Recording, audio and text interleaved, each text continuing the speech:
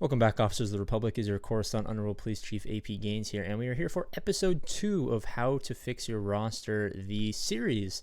The first episode was an overview, and the second episode we are just simply going to talk about who the core AP Gaines approved teams are. So if you're starting a new free-to-play account and you want to know if you're on a good track to have an efficient, useful GAC account, these are the teams you kind of want to have as soon as possible. Ideally, they all work to where we have all of them as we hit level 85. That's the big key, is as we hit level 85 and we go into GAC, we have all of these characters, and therefore we are ready to go, and it will probably be months, probably around 6 months before we are able to lose a GAC, but that's only if you get these characters and do nothing after that. So we're going to hop in. Who are the core teams? Right off the bat, we have Jedi under Basileus Shawn lead. Obviously, the relic and gear levels are going to be different for my account and your account if you're a new player. Also, you're not going to have 360 million credits because I robbed a bank. Let's just say I robbed a bank. So the reason we want Basileus Shawn and Yoda and Jolie and Ezra, these are kind of the leftover. As you're at the very beginning, I've talked about this many times, you're going to have other Jedi in here.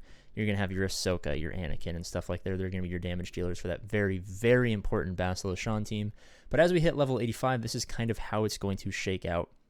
The protection up 200% at the beginning of the game, or at the beginning of the battle, is super important. It allows us to get perfect banners on offense, especially when we're going against weaker opponents, like, being in Division 11 right as we hit level 85. And if your opponent doesn't also utilize this strategy, they just cannot compete in terms of banners. Also a very, very hard defensive team to beat in the very early game. So what's going to happen is we're eventually going to start placing it on defense because we have cooler, more fun, and equally efficient teams on offense. Now, these are the rebels that you use to unlock CLS. It is very important to have these guys all 7 stars, all gear 8, maybe a gear 9 over here, before we hit level 85 so that we can have our CLS when we get to level 85, and I'll talk about that in just a second. Next, we have the Bounty Hunters.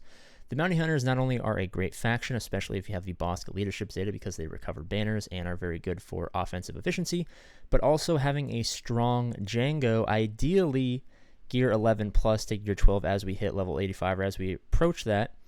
It doesn't have to be there. We can settle for, a gear 10 Jango, and we'll talk about why he's super important. Actually, we'll talk about it right now. He solos the Padme event, and we need Padme before level 85. Or not before, because you can't get her until level 85. But if we have that gear 10 Jango, and we follow the AP Gaines Padme Unlock Guide, which is in the SWGOH Guides playlist, you can go check it out. Basically, you use Newt Gunray, he puts Extortion, and Jango solos the entire event. It's broken. You don't need Geos. Don't waste your resources on 7-starring your Geonosian Brood Alpha, especially because Geos are just not a good team anymore. Haven't been for at least a year at this point. So we have our Jedi for good offensive efficiency. Can't be matched. These guys are necessary to unlock CLS. These guys unlock Padme, and they help us unlock Chewbacca, which goes very, very well with CLS. Now, if we go down here, spoiler alert, I went too low. We have a Padme team. Of course, Jango will unlock 5, 6, and then eventually 7-star Padme once you hit level 85. You're going to want to throw in your Anakin, your GK. If you happen to have him, you're going to get him a little bit later. And your Ahsoka. The great thing about these guys is you can place them on defense, especially because we're in a 3v3 right now, but even if we're in a 5v5, throw in any other Galactic Republic, and they're a decent defensive team until you get them up enough to where you can punch up against much, much stronger offensive teams or put some gear on them, and they become an even more powerful defensive team. If you use them on offense, you never really need to use all 5 because, Yoda could go in here, or C-3PO eventually, or even Shakti, or, any of the new Galactic Republic guys that are needed for the new Glock eventually years down the line if you guys are starting a new account. I've already spoiled it, but we have CLS, Han Solo, Chewbacca. Han Solo you should get really quickly because if you're not in a guild, even if you just started, go into the Discord, make some friends, reach out to some recruiters, be a nice guy. A lot of people say, AP Gaines, I can't get into a good guild.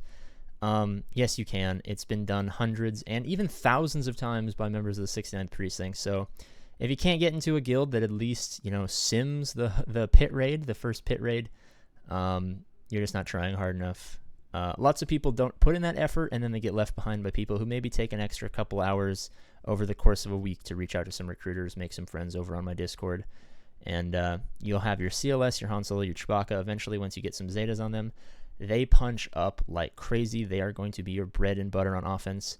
They can beat anything until Division 8. And then they can beat almost everything until, forever, because they're one of the best teams.